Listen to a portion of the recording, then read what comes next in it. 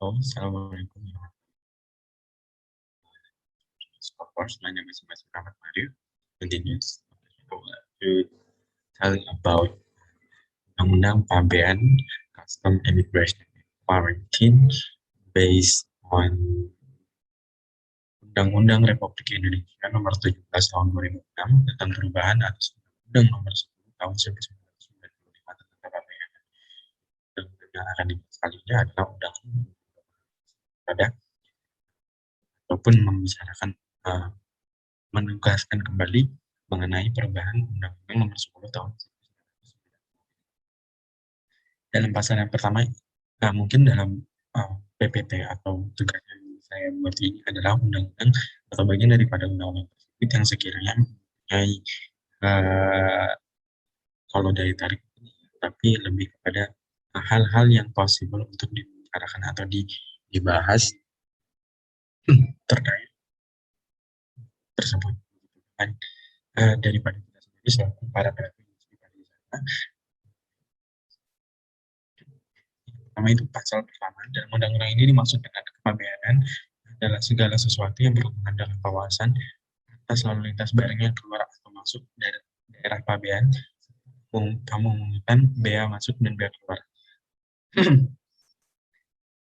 Jadi kepabeanan itu adalah lebih kepada segala kegiatan atau yang berhubungan dengan bea masuk dan bea keluar. Nah, itu bisa dikatakan dengan kepabeanan dalam daerah pabean.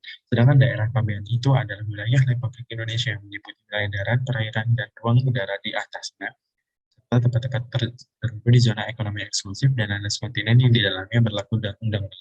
Jadi daerah pabean adalah lebih kepada daerah-daerah yang ada dari wilayah daripada Republik Indonesia tersebut yang memang ada suatu cakupan atau uh, daerah daripada landasan kontinen itu dalam berlakunya undang-undang tersebut.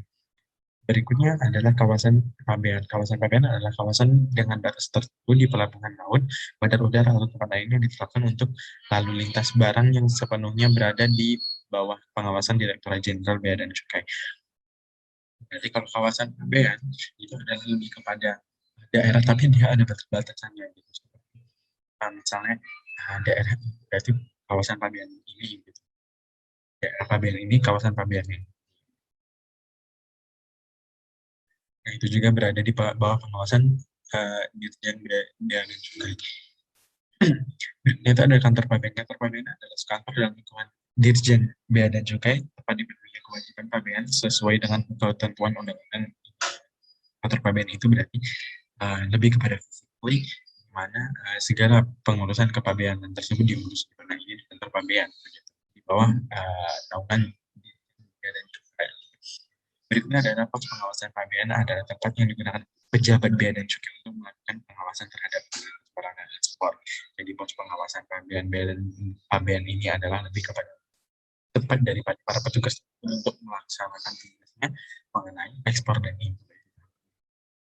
Berikutnya ada kewajiban pabean adalah seperti yang tadi bilang, kepabeanan yang wajib dilakukan untuk memenuhi ketentuan dalam undang-undang.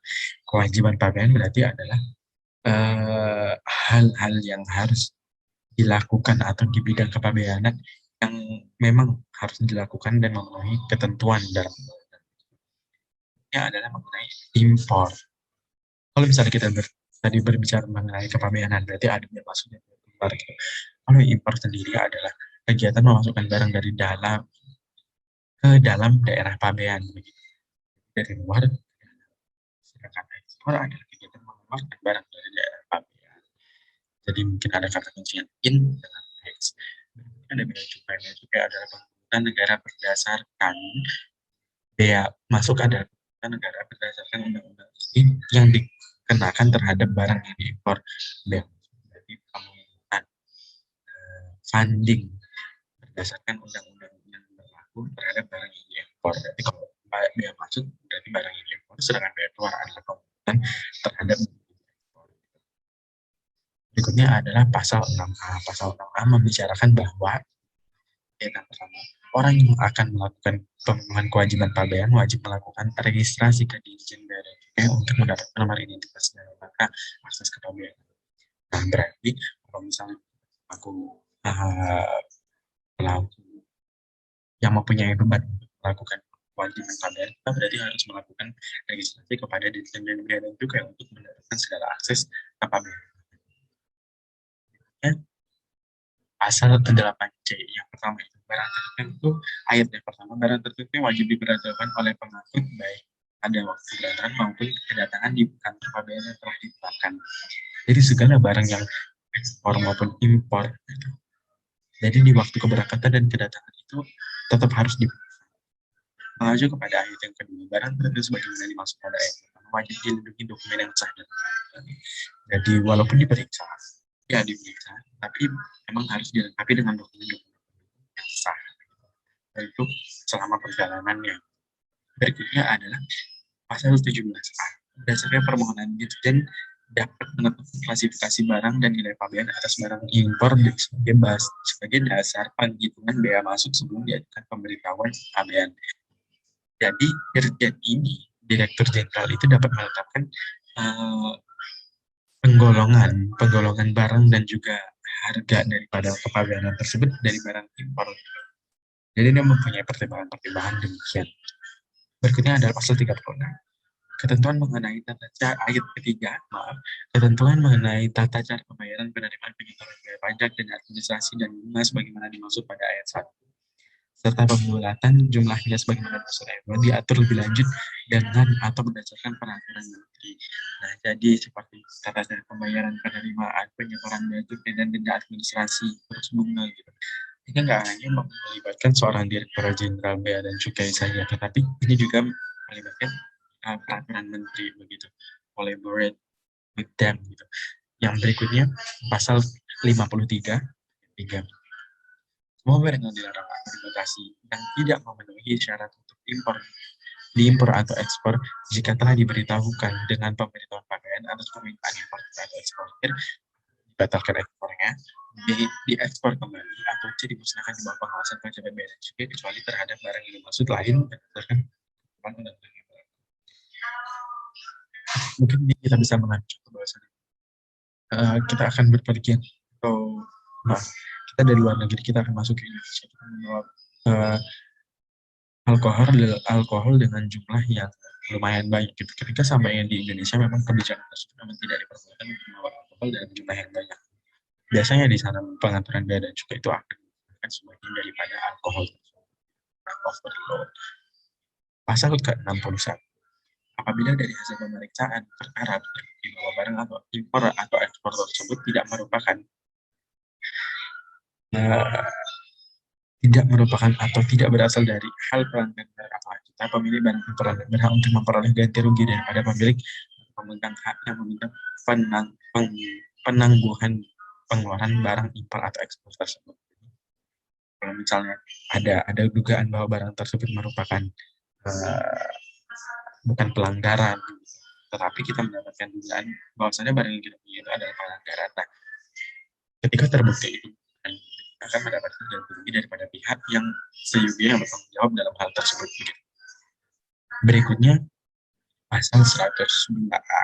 Setiap orang yang A ekspor barang tanpa menyerahkan pemberitahuan pabean, B dengan sengaja memberitahukan jenis atau jumlah barang ekspor dalam pemberitahuan pabean secara salah sebagaimana dimaksud dalam pasal 11 ayat 1 yang mengakibatkan tidak terpenuhnya pemanggilan suatu negara di bidang ekspor. C.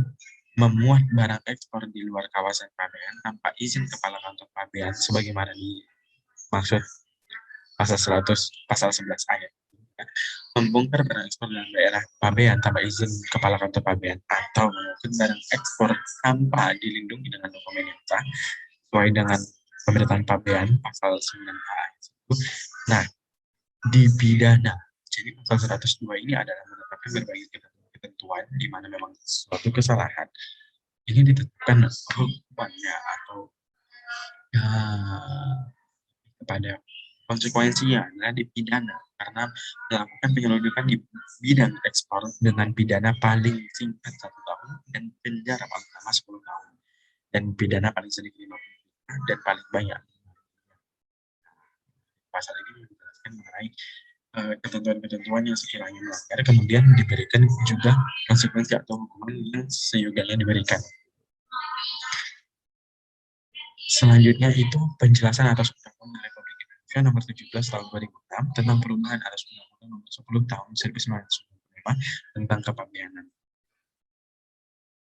Baik, yang pertama umum. Pesatnya perkembangan industri dan perdagangan menimbulkan tuntutan masyarakat agar pemerintah dapat memberikan kepastian hukum dalam dunia usaha. Pemerintah khususnya Dirjen Bea dan Cukai yang berfungsi sebagai fasilitasi perdagangan yang harus dapat membuat suatu hukum kepabeanan yang dapat mengantisipasi perkembangan dalam masyarakat dalam rangka memberikan pelayanan dan pengawasan yang lebih cepat, lebih baik, dan lebih murah. Dalam kaitannya dengan perdagangan internasional, undang-undang kepabeanan ini idealnya dapat mengikuti konvensi internasional dan praktek kepabeanan internasional sehingga perlu melakukan penyesuaian undang-undang kepabeanan Indonesia dengan menambahkan atau mengubah ketentuan sesuai dengan konvensi tersebut.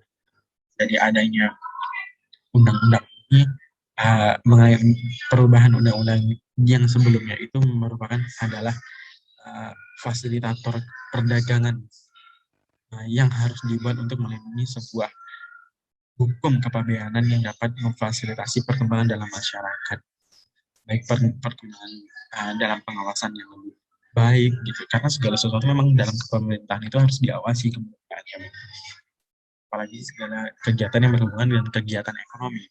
Nah ini juga facing atau mempunyai kiblat bahwasannya kita juga undang-undang tersebut menyesuaikan dengan perdagangan daripada ataupun ketentuan daripada internasional society atau masyarakat internasional.